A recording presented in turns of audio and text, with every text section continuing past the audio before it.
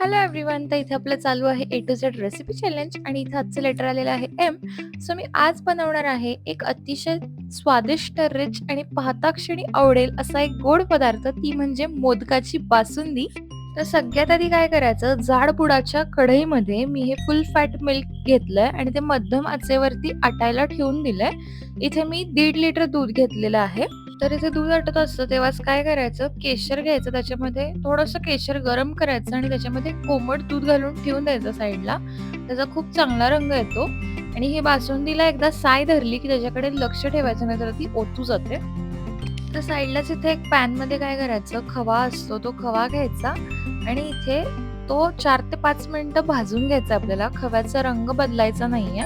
खवा रंग न बदलेपर्यंत 4 ते 5 मिनिटं फक्त भाजून घ्यायचा.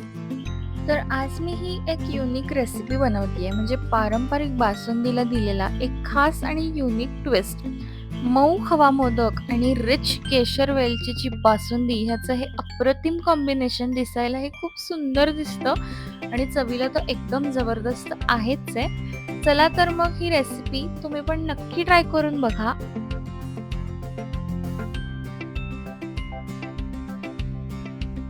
तर इथे हा खवा मी 4 ते 5 मिनिटं छान मिक्स करून घेतला आणि ह्याचा कलर बदलायला नको म्हणून मी बंद करून घेतला गॅस. तर आता हा खवा थोडासा थंड झाला की मेजर करून बघायचा की हा खवा किती आहे, त्या हिशोबाने आपल्याला पिठी साखर त्याच्यामध्ये घालायची असते.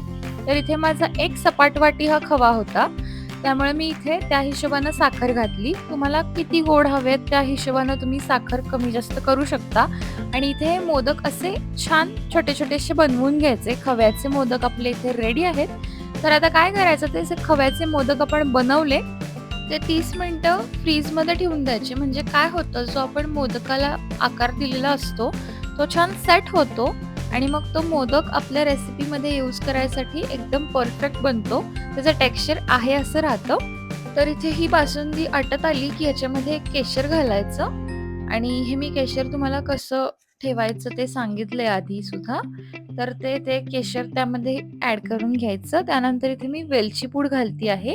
वेलची पूड पण घालायची आणि छान मिक्स करून घ्यायचं सगळं. तुम्हाला हवे तर तुम्ही बासुंदीमध्ये पिस्त्याचे, काजूचे, बदामाचे तुकडे किंवा काप घालू शकता. मी इथे प्लेन ठेवली आहे बासुंदी आणि इथे मी ही थंड करून घेतली बासुंदी पूर्ण आणि मग त्याच्यामध्ये तुम्हाला जितकी साखर हवी आहे तितकी साखर ॲड करून घ्यायची आणि हे सगळं छान मिक्स करून घ्यायचं आणि मग इथे आता आपण सर्व्हिंग करून घेऊ. तर सर्व्हिंगसाठी इथे छान असे मोदक आधी खाली घालून घ्यायचे आणि मग त्याच्यानंतर त्याच्यावर बासुंदी घालायची. मस्त एकदम क्रीमी आणि अशी घट्टसर आपली बासुंदी इथे आपण रेडी करून घेतली आहे. त्याच तुम्ही पद्धतीने बासुंदी रेडी करून घ्या.